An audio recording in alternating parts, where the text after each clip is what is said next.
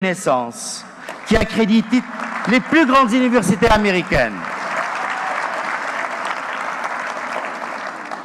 Sa gouvernance est placée sous le sceau de l'excellence également, puisque son conseil d'administration comprend les 26 membres parmi des personnalités les plus éminentes et les plus influentes de notre pays.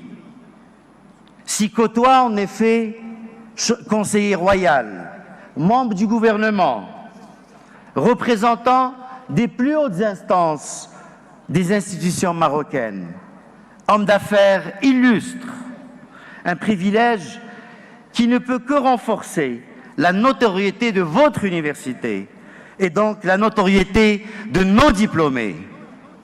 Et puis,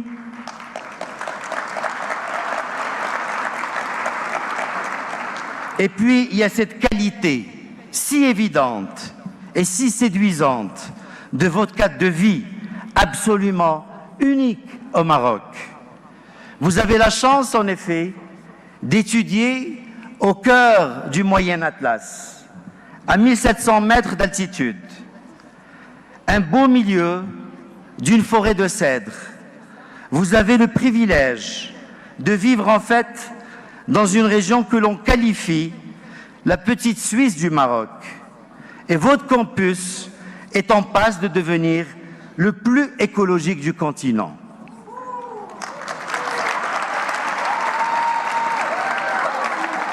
Mais outre ces avantages esthétiques et sanitaires évidents, cet environnement privilégié vous offre encore deux atouts de taille.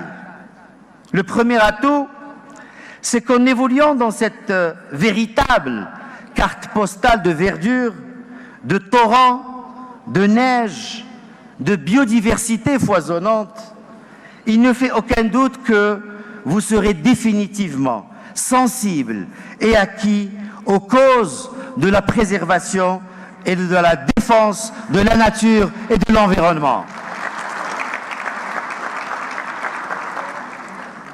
Le deuxième atout, c'est que la proximité et la diversité des populations rurales aux alentours vous aura sans aucun doute permis d'ouvrir les yeux sur les réalités difficiles de notre Maroc, qu'on a tendance à oublier, nous autres citadins vivant dans les grandes villes.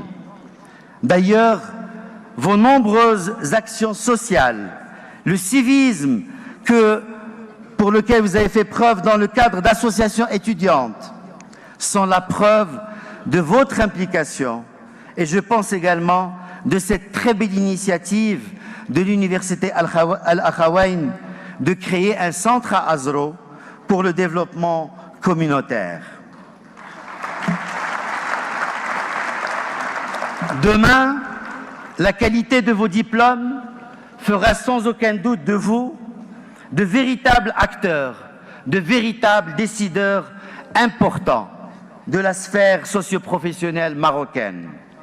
Ces deux atouts de votre formation feront en sorte que votre action s'inscrive toujours dans l'esprit d'un développement durable qui soutient les populations défavorisées et préserve l'environnement. Voilà, je pense, comment votre université Al-Akhawaïn, grâce à une sorte de pédagogie par l'immersion, aura fait de vous de futurs militants des causes sociales et environnementales. Un sésame qu'on ne trouve nulle part ailleurs. Chers lauréates, chers étudiants, sur le plan de la formation, ce qui donne à cette université son cachet très particulier, c'est d'abord la maîtrise des langues étrangères par ses étudiants et aussi le fait qu'ils se soient résolument engagés dans ce modèle pédagogique des arts libéraux, typiquement anglo-saxons et qui prônent l'ouverture d'esprit des étudiants bien au-delà de leur formation purement disciplinaire et développent leurs compétences humaines et leur capacité à appréhender le monde qui les entoure. Et si j'aborde aujourd'hui ce sujet avec vous, c'est parce que nous sommes à l'aube d'une réforme globale de notre système d'enseignement supérieur national. Et il est tout à l'honneur de votre université Al-Akhawayn de constater que, mises bout à bout, les recommandations émanant des journées pédagogiques nationales nous rapprochent parfaitement du modèle de l'université Al-Akhawayn, c'est-à-dire du modèle anglo-saxon. La réforme programmée prévoit l'instauration d'une première année fondatrice, comprenant de nombreux modules d'ouverture, de nombreux modules de langue dans le cadre d'un diplôme bachelor. Nous passons effectivement de la licence au bachelor. Une autre recommandation importante est l'urgente nécessité de développer à travers des modules de soft skills les compétences humaines et l'ouverture d'esprit chez nos étudiants, qui ne bénéficient généralement que d'enseignements purement disciplinaires. Force est de reconnaître que les qualités humaines ne figurent pas toujours dans les CV et rarement dans les formulaires de recrutement. Pourtant, elles comptent davantage que les diplômes eux-mêmes aujourd'hui.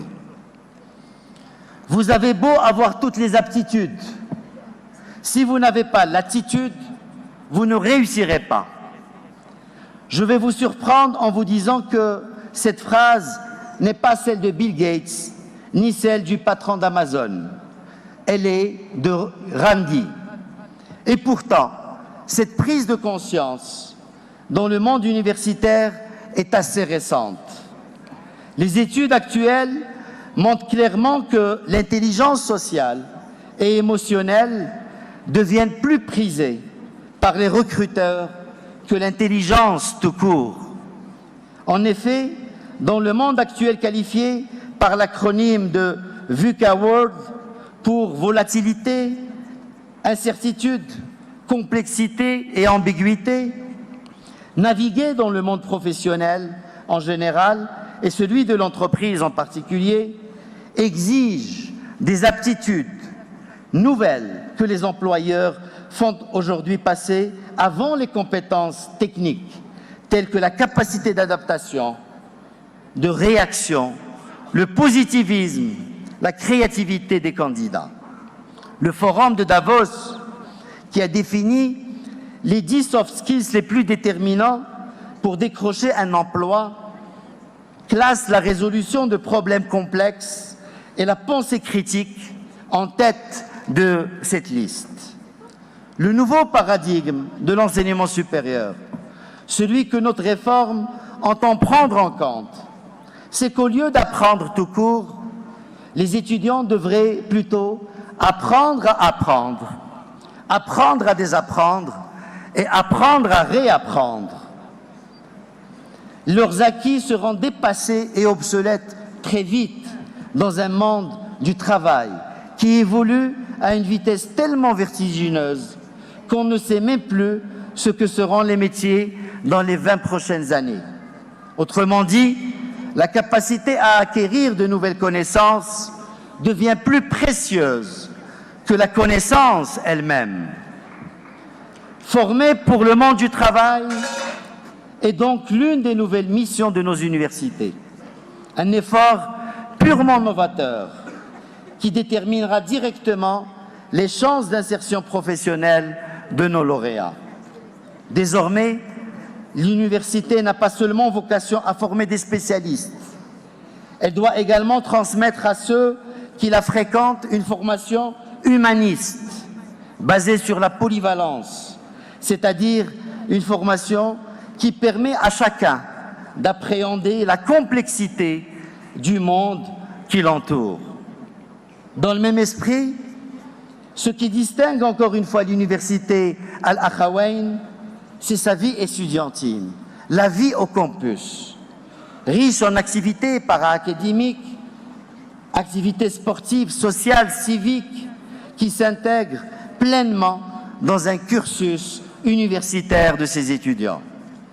Et si jusqu'à présent, nous nous sommes contentés dans nos universités marocaines d'instruire nos étudiants, aujourd'hui, nous entendons également, à l'image de ce qui se fait dans votre université, de les éduquer au sens large, c'est-à-dire de les initier au savoir-être et plus seulement au savoir-faire.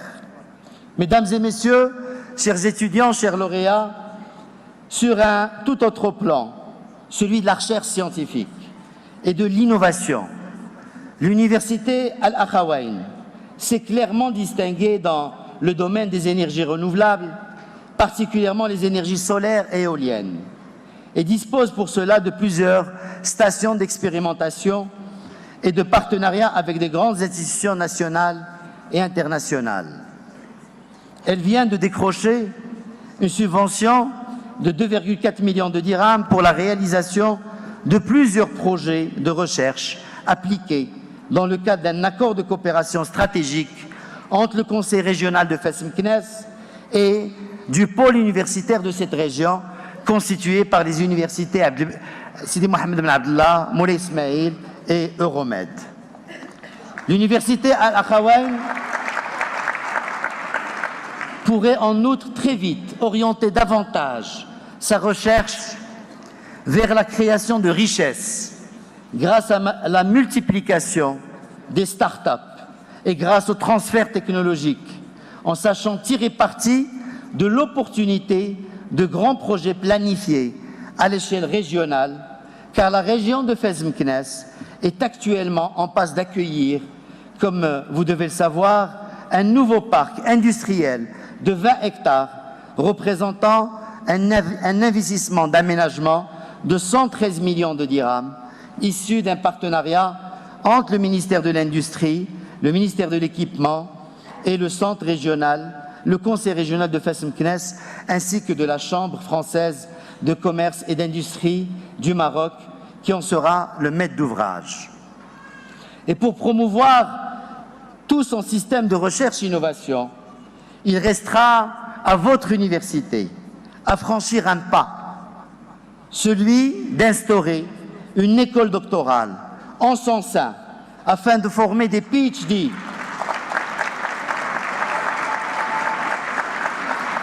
car les doctorants, et je ne vous apprends rien du tout, sont les véritables chevilles ouvrières de la recherche. Et certains d'entre eux peuvent s'avérer de véritables pépites en matière d'innovation. L'université Al-Akhawayn possède un très riche réseau de partenariats avec des prestigieuses universités anglo-saxonnes à travers le monde, qui accueillent d'ailleurs déjà nombre des lauréats de cette prestigieuse université. C'est donc là un atout précieux qu'elle pourrait judicieusement exploiter en mettant en place des parcours de thèse en co-tutelle. Mais trêve de sérieux. Je voudrais pas être trop lent en cette journée qui se doit avant tout d'être consacrée à la joie et à la fête avec vos amis et votre famille. J'espère tout simplement avoir contribué à vous faire prendre conscience à quel point l'institution qui vous délivre aujourd'hui votre diplôme est prestigieuse et avant-gardiste.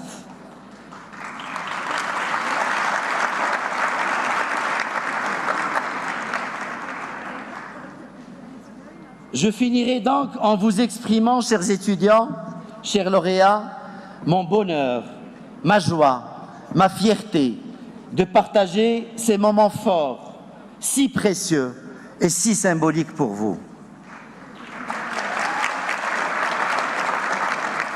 Cette cérémonie est un événement fédérateur qui conclut brillamment un chapitre de votre vie. C'est à la fois pour vous une journée de libération, de consécration. Et pour l'université Al-Akhawayn, c'est une famille de plus de 5000 lauréats qui s'agrandit. Et à cette occasion, je voudrais rendre un vibrant hommage à l'association des alumni qui fait un travail remarquable pour dynamiser les jeunes lauréats et les accompagner. Une nouvelle page s'ouvre à vous tous. Il vous appartient désormais de faire les bons choix, sans jamais oublier votre devoir de citoyenneté, votre identité. Nombre d'entre vous vont rentrer dans la vie active et à présent, ils vont avoir le devoir de faire face à la réalité de la vie professionnelle. Chers lauréats, sachez que votre vrai challenge, si vous voulez réaliser vos rêves, au lieu d'être payé pour réaliser les rêves des autres, c'est de créer votre propre emploi. Ça veut dire votre propre entreprise. Pour cela, vous devez apprendre à affronter les difficultés. Alors, tâchez de faire de vos erreurs vos tremplins. N'oubliez pas qu'après avoir beaucoup reçu de la vie, car vous faites partie des privilégiés de ce monde, il vous faudra beaucoup donner à votre tour. Le meilleur conseil que je puisse vous dire et vous donner en ces temps d'incertitude est de développer un esprit critique aiguisé. Sachez dire non aux apparences, quelles qu'elles soient, et définissez vous-même vos propres valeurs, sans jamais laisser les autres vous les dicter.